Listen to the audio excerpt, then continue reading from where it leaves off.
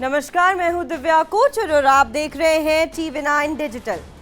आज इस वीडियो में बात महाराष्ट्र की होगी।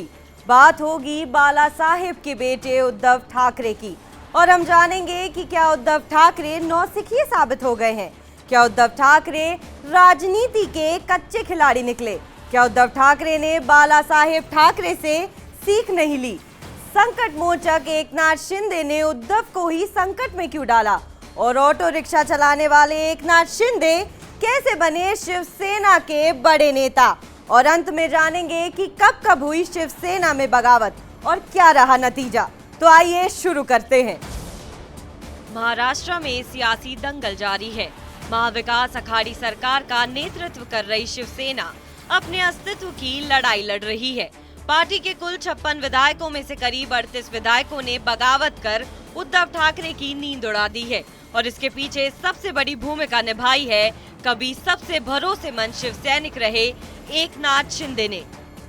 अकेले एकनाथ शिंदे ने पूरी शिवसेना को हिला दिया है। नौबत ये आ गई है कि उद्धव ठाकरे को मुख्यमंत्री आवास खाली कर मातोश्री जाना पड़ा है। तो आइए सबसे पहले जान लेते हैं कि आखिर क्यों हुई ये बगावत।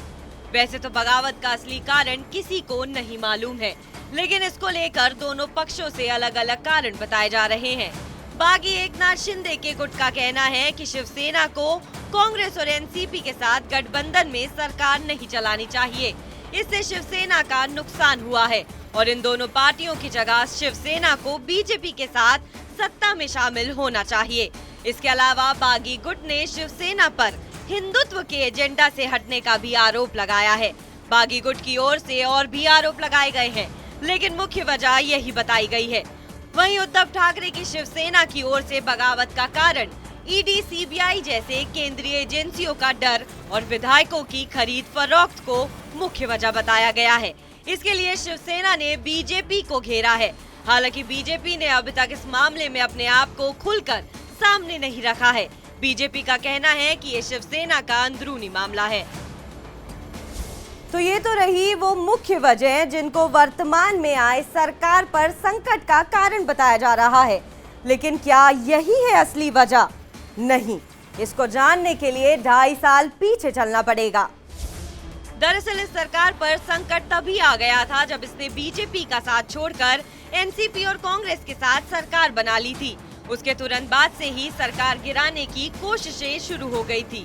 उदाहरण के तौर पर 2.5 साल पहले का वो किस्सा याद कर सकते हैं, जब 23 नवंबर 2019 की वो सुबह 8 बजे देवेंद्र फडणवीस ने एनसीपी प्रमुख शरद पवार के भतीजे अजीत पवार को साथ लेकर राजभवन में मुख्यमंत्री पद की शपथ ले ली थी।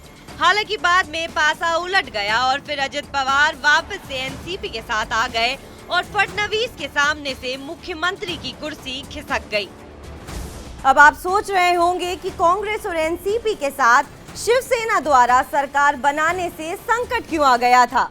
दरअसल वो इसलिए क्योंकि 2019 का महाराष्ट्र विधानसभा चुनाव शिवसेना और बीजेपी साथ में मिलकर लड़े थे और इस बार खेल उल्टा हो गया। हुआ कुछ ऐसा कि हमेशा महाराष्ट्र में छोटे भाई की भूमिका में रही बीजेपी 106 सीटें जीतकर बड़े भाई की भूमिका में आ गई और शिवसेना 56 विधायकों के साथ महाराष्ट्र में छोटा भाई हो गई। चुनाव साथ में लड़े थे तो सरकार बीजेपी और शिवसेना की बननी थी, लेकिन सरकार बीजेपी शिवसेना की नहीं बनी। ठाकरे ने कहा कि मुख्यमंत्री की कुर्सी पर दोनों ही पार्टी के नेता 2.5 साल बैठे। यही चुनाव के पहले करार हुआ था, पर बीजेपी ने ऐसे किसी करार से इनकार कर दिया। ठाकरे बिदक गए, शरद पवार और कांग्रेस से जा मिले और बेटे को मंत्री और खुद सीएम बन गए। हालांकि वो शायद ये भूल गए थे कि बीजेपी अब बदल चुकी है। वो मोदी शाह की बीजेपी है। आज की बीजेपी के सिरमौर हैं मोदी, जो धोखा ना तो भूलते हैं और ना ही माफ करते हैं। ठाकरे शायद इन बातों से अनजान बने रहे और 3 टांगों की सरकार को बेफिक्र होकर चलाने लगे। ना तो इस दौरान उन्होंने विपक्ष यानी बीजेपी की गतिविधियों पर नजर रखी और ना ही पार्टी के विधायकों के सगे बन पाए। बाकी विधायकों के आरोप के अनुसार वो उनसे मिलते भी नहीं थे। फिर वो नौकरशाही को भी नहीं साथ पाए। कहा जाता है कि अफसर बजाय उनके प्रति निष्ठावान होने के पूर्व मुख्यमंत्री देवेंद्र फडणवीस के साथ अधिक निष्ठा बने रहे। कुल मिलाकर इससे ये साबित होता गया कि उद्धव ठाकरे अपने पिता बाला साहेब ठाकरे की तरह ना तो तेज हैं और न ही रणनीतिक तौर पर कुशल। उद्धव नौसिखिए साबित हुए।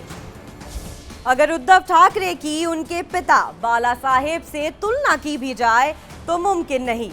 1966 में मराठी मानुस को हक दिलाने के लिए शिवसेना बनाने वाले बाला साहेब ठाकरे कभी खुद चुनाव नहीं लड़े थे और उन्होंने हमेशा किंग मेकर की भूमिका ही निभाई। लेकिन उद्धव ठाकरे ने किंग मेकर होने के शिवसेना के इतिहास को बदला और सरकार बना ली और फिर उसके बाद नतीजा ये रहा कि उनकी पार्टी ही अस्तित्व की लड़ाई लड़ रही है। उद्धव पर सत्ता के लोभ में आकर शिवसेना के हिंदुत्व के एजेंडे से हटने का आरोप लगा, वो अलग से।